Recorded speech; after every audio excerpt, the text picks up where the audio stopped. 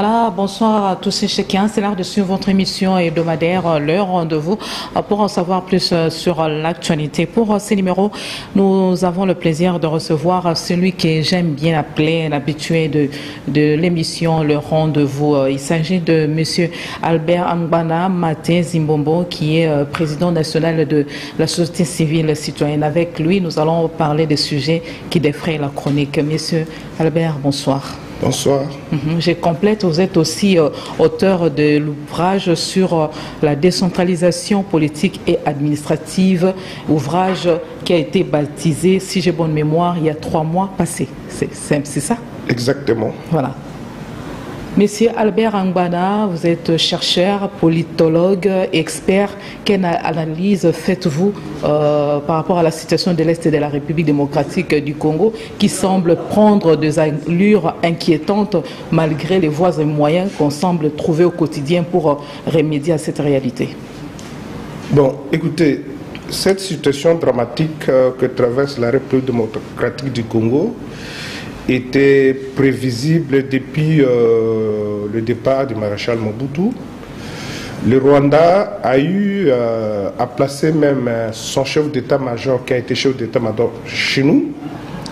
Cet acte de haute trahison amené par l'AFDEL était un acte de liquidation du pays. Donc nous avons, comme je l'ai toujours dit, nous avons un État en déliquescence que nous devons refonder. Il faut refonder l'État. Le Grand Congo est à genoux et le Rwanda s'amuse avec le Grand Congo. Mais je sais que c'est une situation qui ne va pas perdurer. Parce que, quoi qu'il en soit, la taille du Congo, le Rwanda ne pourra pas tenir pendant très longtemps.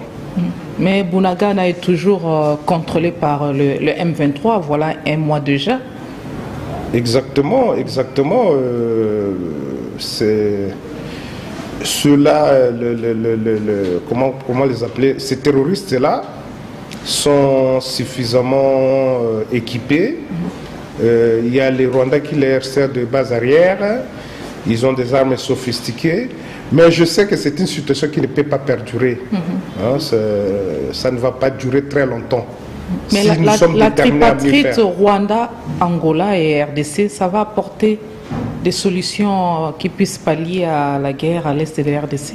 Bon, je crois que l'option diplomatique, c'est une bonne chose. Mais il faut d'abord privilégier la force. Le rapport entre les États, c'est un rapport de force. Nous serions forts, les Rwandais n'allaient pas s'amuser comme ils le font aujourd'hui. Donc si je vous comprends bien, il faut à tout prix rompre les relations diplomatiques entre les deux pays. Je crois que c'est la voie la meilleure qui permet au pays de retrouver sa grandeur. Donc il faut aller en guerre contre le Rwanda et terminer cette affaire-là pour que nous soyons respectés. Donc, en quelque sorte, M. Albert Angbana, je veux que vous soyez, vous me donnez des réponses avec des moindres détails possibles pour nous permettre de comprendre votre opinion. Croyez-vous aux travaux de Luanda pour la réactivation de la commission mixte RDC-Rwanda?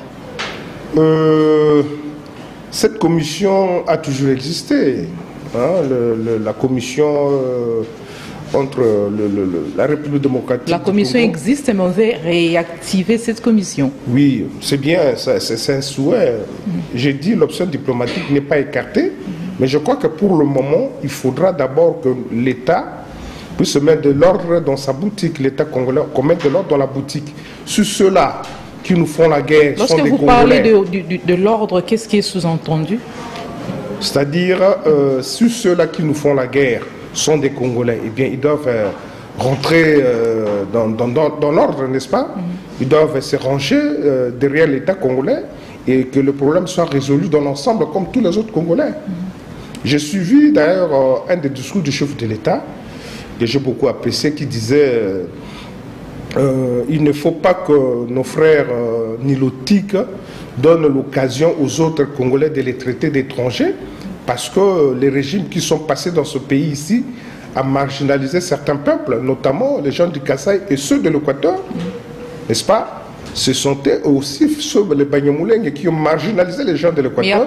Mais ça n'a pas suffi pour que l'Équateur ne prenne les armes contre le pays. Il n'y a pas que le M23, il y a aussi les ADF et autres troupes de rebelles qui sèment la terreur à l'est de la RDC. Oui, il faut le réserver. Quel sort le reste des troupes? Je crois qu'il faut, comme je l'ai toujours dit, il faut refonder l'État, mettre de l'ordre. Il y a plusieurs communautés. S'il y a des réclamations à faire, nous devrions le faire à l'interne.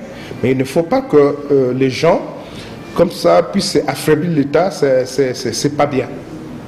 Nous sommes déjà en la période préélectorale, en quelque sorte, mais ça bouillonne toujours à l'est de la RDC. On a connu les élections passées. Oui, il n'y avait pas la paix toujours à l'est de la RDC, mais maintenant, la situation est très, très dramatique. Vous ne pensez pas qu'à tout prix, il faut trouver une solution pour ne fût-ce qu'atténuer cette réalité? Non. Le problème qui se pose, c'est le problème de l'État. Je l'ai toujours dit, l'État, organisation de la société est affaiblie et chacun fait de sa tête. Tout à l'heure, en venant ici, le taxi qu'on a l'habitude de prendre Gombe Boulevard jusqu'à la gare centrale, aujourd'hui, on paye à 1000 francs, alors qu'il y a 2 jours, hier, ce matin même, j'ai payé 500, mais aujourd'hui, on paye à 1000 francs. Vous comprenez un peu? Il y a un problème d'affaiblissement de l'État. Ça ne peut pas continuer comme ça. Nous devons organiser l'État de façon qu'il soit un instrument au service du peuple, mais pas au service des individus. Voilà, le chef de l'État a engagé de démarches avec le pays voisin de l'Est, de l'RDC, mais jusque-là, les résultats ne sont pas escomptés. Est-ce qu'il doit encore tisser des relations, bien tendre le main au reste des pays de l'Est et de l'Ouest ou du Nord en vue d'être appuyé, je ne sais pas, militairement, pour que la paix soit totale à l'Est? Bon, il est vrai que l'actuel chef de l'État, la diplomatie, c'est un peu son fort. Mais je crois que vis-à-vis du Rwanda, le langage qu'il faut, ce n'est pas le langage diplomatique. C'est le langage des armes, le langage de guerre qui suffit pour que le président rwandais puisse comprendre que l'on ne peut pas comme ça éternellement narguer une nation. Ce n'est pas bien. Mais la guerre, vous clamez au fort, il faut la guerre. Comment on va aller en guerre contre le Rwanda au moment où on sait que le FARDC n'est pas assez équipé? Oui, justement, j'ai dit il faut refonder l'État et l'armée n'est qu'une des composantes de l'État. Nous avons un État en déliquescence, il faut refonder l'État. Il faudra que ceux qui sont dans l'opposition aujourd'hui, au lieu de voir tout ce que nous sommes en train de voir là, les gens en train de se déployer dans l'arrière-pays pour faire la campagne, il faut qu'on se mette d'accord pour dire que nous refondons l'État. Mettons-nous sous la table et refondons l'État, plutôt que de vouloir prendre le pouvoir. Je vous dis que tout le monde qui prendra le pouvoir dans ce pays, dans ces conditions-là, de l'inexistence de l'État, ne va rien faire. Il ne peut rien faire. Voilà, une décision directe, c'est aussi mieux, parce que refonder l'État avec les temps qui nous restent, ça serait pas réagir immédiatement. Ça sera pour avoir de résultats à long terme, alors qu'on a besoin de résultats, de bons résultats à court terme. Non, non. C'est-à-dire, les temps qui nous restent, vous faites allusion aux élections. Bien sûr. Les élections, je l'ai toujours dit, ce n'est pas une panacée. Hein? Les élections, ce n'est pas une fin en soi. Nous organisons les élections parce qu'on doit renouveler le personnel politique qui doit porter les projets pour satisfaire les besoins sociaux de base. Mais tant que nous avons un État en déliquescence, à quoi servent les élections si ce n'est que pour le pouvoir pour le pouvoir? Non, nous devons refonder l'État de façon que nous ayons un État digne de ce nom qui puisse mener des actions qui satisfassent les besoins sociaux de base. Mais refonder l'État, c'est bien. Le pays aussi, nous sommes sous embargo, donc il y a difficulté de s'approvisionner en armes et autres munitions et consorts. Vous ne pensez pas ça aussi, ça fragilise les pays? Déclarer la guerre contre le Rwanda au moment où on n'a pas, il y a carence, on n'a pas assez de munitions et autres armes lourdes nécessaires pour faire face à ces petits pays mais grands. Bon, on serait sous embargo, ça serait déclaré officiellement. Mais j'ai toujours suivi ça sur les réseaux sociaux et dans la presse, alors qu'il n'y a jamais eu une déclaration dans ce sens du Parlement ou du gouvernement. Et puis, il y a même des langues qui disent que c'est faux que nous soyons sous embargo. Donc je crois que nous devons mener ce combat sur deux fronts. Sur le plan diplomatique, le président le fait déjà suffisamment bien, mais aussi nous devons nous armer. Bien qu'il n'y a pas vraiment des avancées significatives. Oui, il y a des complicités par-ci, par-là pour que les gens puissent comme ça exploiter nos richesses. Mais je crois qu'il faut que nous puissions organiser l'État. La répétition est la mère de la science, M. Albert Angbana. Qu'est-ce qu'il faut à tout prix pour que la région est de la RDC puisse vivre dans la paix? Je dis qu'il faut organiser l'État, que nous ayons une armée, que nous ayons des autorités pour que nous puissions mettre fin à cette situation. Comment voulez-vous que les militaires qui sont sous le front puissent se retourner contre l'armée gouvernementale? Je crois qu'il y a là une situation confuse. Arrêtons de jouer au cache-cache, arrêtons de jouer au charognard. L'État congolais, vraiment, je me dis, permettez-moi l'expression, c'est une carapace. Nous devons arrêter ce jeu de ping-pong et refonder l'État pour espérer mener des actions avec succès. Voilà, le message est passé. Décentralisation politique et administrative, parlons de votre ouvrage. Quelle a été votre inspiration en rédigeant ces livres? Mon inspiration, c'est toujours la refondation de l'État. Moi, je crois que la décentralisation, c'est un des piliers pour la refondation de l'État. Voilà pourquoi j'ai publié ces livres pour que les gens puissent lire et s'approprier le processus de décentralisation qui est un des axes pour la refondation de l'État. Nous avons un État en déliquescence que nous devons refonder. La décentralisation, c'est une réforme qui a maintes fois échoué dans notre pays, mais il est vrai que le régime passé a suffisamment poussé la décentralisation et nous en sommes arrivés quelque part. Aujourd'hui, elle semble être ennuyeuse, mais je crois que c'est un des axes fondamentaux pour la refondation de l'État en déliquescence. Voilà, vous parlez de l'administration territoriale, c'est quoi exactement? Oui, justement, la gestion du pays. Écoutez, partout à travers le monde, un pays est divisé par, d'une manière qu'on puisse responsabiliser les différentes composantes de l'État. Ces différentes composantes de l'État, c'est ce qu'on appelle les entités territoriales. Chez nous, nous avons la province, nous avons les villes, les communes, les secteurs, les chefferies, les territoires, nous avons des entités décentralisées, des entités déconcentrées, bref, un mécanisme de gestion de l'État à travers ces différentes composantes. Et c'est quoi exactement la décentralisation territoriale? Parce que vous martelez là-dessus dans votre ouvrage. La décentralisation territoriale, c'est la responsabilisation des entités décentralisées, c'est-à-dire l'État congolais s'est dessaisi de certaines de ses prérogatives au profit de certaines entités, de façon que ces entités-là aient le pouvoir pour résoudre les besoins sociaux de base, donc une administration de proximité. Voilà, je sais qu'il y a plusieurs formes de décentralisation.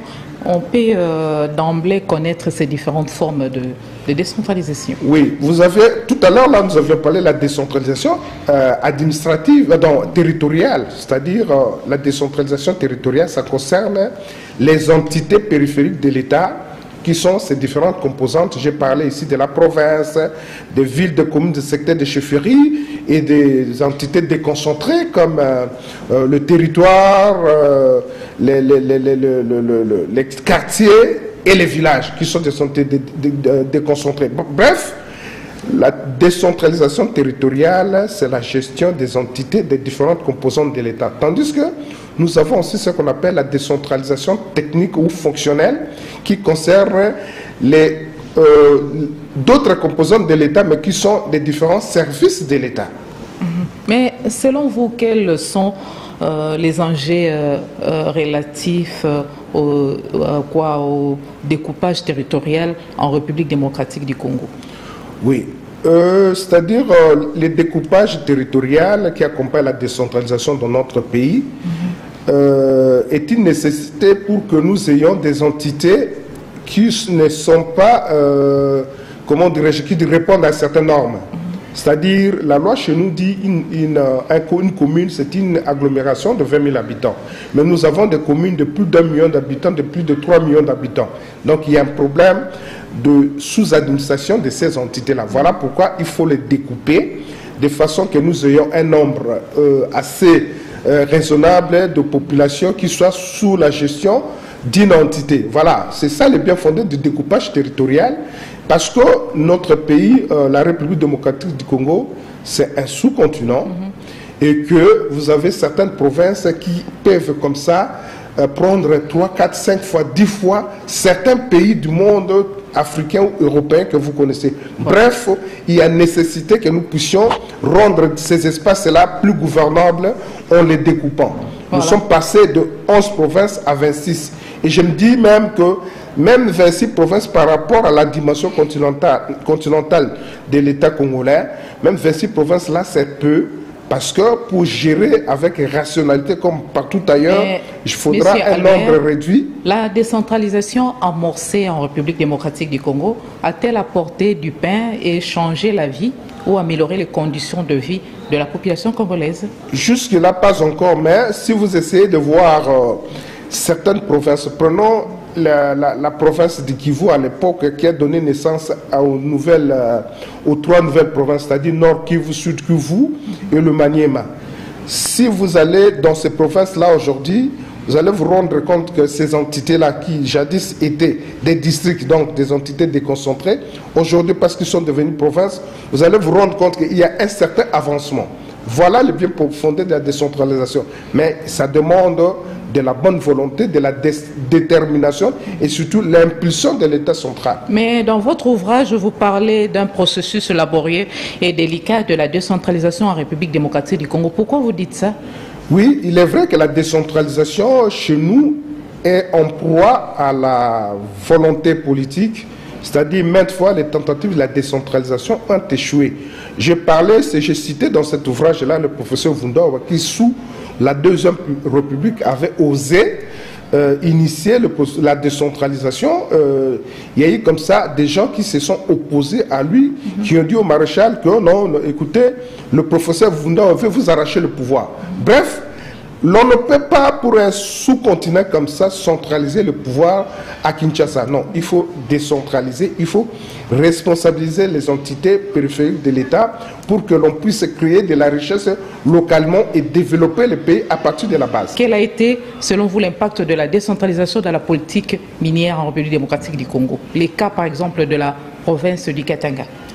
Oui, aujourd'hui, vous allez vous rendre compte que le code minier qui a été publié a donné une part des responsabilités aux entités de l'État, de façon que certaines entités aujourd'hui, les secteurs, les chefferies, où sont exploitées les mines, bénéficient d'une certaine quotité pour leur permettre de se développer. Mais le fait que cette décentralisation ne soit pas effective empêche à ces entités-là d'évoluer. Prenons le cas d'un secteur que je connais dans le Lualaba, qui peut comme ça avoir une quotité de 1 million, 2 millions, 3 millions de dollars, mais il n'y a aucun projet qui n'est réalisé. Pourquoi? Parce que le processus de décentralisation n'a pas encore atteint son parachèvement. Bref, il aurait fallu qu'on ait aux élections locales pour que ces chefs de secteur-là soient contrôlés par le conseil des secteurs qui est l'organe délibérant du secteur. Mais malheureusement, il n'est pas contrôlé. Il n'y a que l'IGF qui doit aller le contrôler. Il n'y a que la Cour des comptes. Vous comprenez que c'est un peu difficile, mais il aurait fallu qu'il y ait des organes délibérants, des entités décentralisées qui exercent le contrôle sur les exécutifs locaux. Voilà, parlons processus électoral en RDC. Vous êtes de la société civile. Croyez-vous à la tenue des élections à temps réel, donc en 2023? Je ne pense pas que l'on puisse organiser des élections dans les délais constitutionnels. Le président de la CENI a même annoncé l'enrôlement bientôt parce que les kits qui sont habilités à être utilisés pour l'enrôlement et l'identification sont déjà là. Donc au mois d'octobre, sauf imprévu, il y aura enrôlement. Oui, écoutez, avoir la dimension du pays et ce qui est en train d'être fait, je ne pense pas qu'en une année, on puisse organiser les élections crédibles et transparentes. Et ça va poser problème. Je ne pense pas. Tout compte fait, je suis un expert, je suis un observateur averti. Je doute fort qu'on puisse organiser les élections dans les délais constitutionnels. Mais je crois que si l'on n'arrive pas à organiser les élections, pour moi, il ne faut pas que les gens se mettent ensemble autour d'une table pour partager le pouvoir. Non. Moi, je crois que ce sera une occasion pour que l'on puisse jeter des jalons pour la refondation de l'État, plutôt que l'on puisse se partager le pouvoir. Parce que finalement, les politiciens congolais passent pour des vrais charognards sous cette carapace qui est la République démocratique du Congo. À sa prise de pouvoir, Denis Kadima a présenté une feuille de route avec différentes étapes à ces jours. Combien a été fait et combien reste à réaliser? Je n'ai pas d'éléments précis, mais j'ai comme l'impression que la CENI n'avance pas encore parce qu'elle a trop de problèmes avec d'abord l'État qui doit lui mettre à disposition des moyens. Les moyens viennent à compte-gouttes. Aujourd'hui, nous avons des guerres qui éclatent. L'État a clamé haut et fort que les moyens sont là et les élections auront bel et bien lieu dans le délai constitutionnel. J'aurais bien voulu qu'une telle déclaration vienne de la CENI, qu'elle nous dise qu'elle dispose suffisamment de moyens pour mener des actions, parce que jusque-là, je ne vois rien de concret sur le terrain. Mais ils n'ont pas dit aussi le contraire jusque-là. Ils ne disent rien, mais qui ne dit mot consent, parce que nous savons que jusque-là, il n'y a pas suffisamment de moyens à la disposition de la CENI pour mener des actions préélectorales. La loi électorale adoptée au Parlement et promulguée par le chef de l'État rassure-t-elle de la bonne tenue des élections, bien sûr, en République démocratique du Congo? Bon, écoutez, l'on ne peut pas avoir une loi qui soit parfaite. Il y a comme ça des gens qui se lèvent pour dire que cette loi-là ne rassure pas, il faudra qu'on puisse changer. J'ai suivi l'opposition caviar du FCC qui dit qu'avec cette loi, ils ne vont pas aller aux élections. Bon, voilà, il y a comme ça des zones d'ombre dans cette loi-là. Je crois qu'il serait important que nous puissions voir ensemble qu'est-ce qu'il faut faire, qu'est-ce qui ne va pas. Mais si de telles réclamations concernent des individus pour leurs propres intérêts, je crois que ça ne sert à rien. Mais nous devons avancer. Mais aujourd'hui, aller aux élections, dans ces conditions-là, j'ai peur de l'avenir du pays. Voilà, la corruption, c'est ce qui ronge, entre autres aussi, notre société. Pour éradiquer la corruption au pays, le chef de l'État a mis en exergue le travail de l'inspection générale de finances comme juge. Comment, vous, personnellement, vous jugez le travail abattu par l'inspection générale de finances? Oui, l'inspection générale des finances, j'ai toujours salué cette action, cette innovation de l'inspection générale des finances attachée à la présidence. C'est une innovation qui apporte un plus dans la gouvernance de ce pays. Mais vous verrez que Ce service de l'État dépend de la présidence. Oui, c'est une innovation, Elle ne dépend pas des finances comme c'était le cas par le passé. Aujourd'hui, l'inspection générale dépend du président de la République. Pour moi, c'est une très bonne chose parce que, à ne voir que les recettes qui sont réalisées par les régies financières, moi je me dis, il y a l'ombre de l'inspection générale des finances qui plane sur les prédateurs. Et que c'est une bonne chose que nous puissions continuer sur cette lancée. Voilà, le message est bel et bien placé. On parle d'un neveu de Mobutu. On parle bien de lui parce qu'il est élu gouverneur de Sud-Ubangi. Nord-Ubangi. Du Nord-Ubangi, voilà. Ça cache quoi quand on voit déjà la relique de Lumumba regagner le pays. Et puis voilà, il y a un neveu de l'ancien président de la République s'est retrouvé élu gouverneur du Sud-Ubangi. C'est un message? Bon, selon moi, il y a un message. Les reliques de Lumumba, c'est la volonté politique des tenants du pouvoir d'aujourd'hui. Ça, c'est une chose. Mais le fait que le petit-fils de Mobutu, c'est le fils de Manda Mobutu, ce n'est pas le neveu de Mobutu, c'est le petit-fils de Mobutu. Malo Mobutu, Manda, c'est le fils de Manda Mobutu. Ça vous a réjoui, vous, les ressortissants de la province de l'Équateur? Absolument. C'est-à-dire, c'est un message. Le message, c'est que le maréchal est encore porté par la population congolaise. Donc, ceux qui l'ont remplacé ont cru faire mieux que lui, mais finalement, on se rend compte qu'ils n'ont pas fait mieux que Mobutu. Aujourd'hui, le nom de Mobutu est cité et les gens se retrouvent en ce nom-là. Voilà. C'est un message. Nous tendons vers la chute de notre émission, M. Albert Angoana. Un message particulier par rapport à l'ouvrage. L'ouvrage est là, 3 mois déjà. Comment ça c'est bien consommé, je ne sais pas. Et puis par rapport à autre actualité, parce que apparemment le pays stagne. Cette stagnation est relative à la situation de l'Est et de la RDC. La paix n'est pas rétablie jusqu'à maintenant. Oui, hier j'ai reçu, le livre se porte bien sur le marché. Hier j'ai reçu un chercheur américain qui est venu faire des recherches sur la décentralisation et la gouvernance locale en République démocratique du Congo. Il est venu avec un questionnaire, mais il a suffi que je lui brandisse les livres pour qu'il puisse lire la table des matières pour dire que tout ce qu'il était en train de chercher, il les a retrouvés là-bas. Bref, je crois que je demande aux Congolais de lire parce que pour moi, la refondation de l'État devra passer par les axes. Et la décentralisation, c'est un des axes fondamentaux pour la refondation de l'État. Donc, il faut que les gens lisent ces livres-là. Il est là, le livre « Décentralisation politique administrative, rétrospective d'un processus laborieux et délicat ». Eh bien, la décentralisation, c'est un des axes pour la refondation de l'État. Il faudra que les Congolais lisent pour comprendre. Voilà. Donc, ce pays ne va pas se développer par le mot décentraliser du pouvoir. Il faut décentraliser. Il faut responsabiliser les entités périphériques de l'État, mais il faudra aussi que ceux qui animent ces entités-là répondent à un certain nombre de profils. Voilà, un message est passé. Merci d'avoir répondu à notre invitation ainsi qu'à toutes les questions pour ces numéros de l'émission Les Rendez-vous que vous pouvez retrouver en rediffusion demain à 12h30, heure de Kinshasa.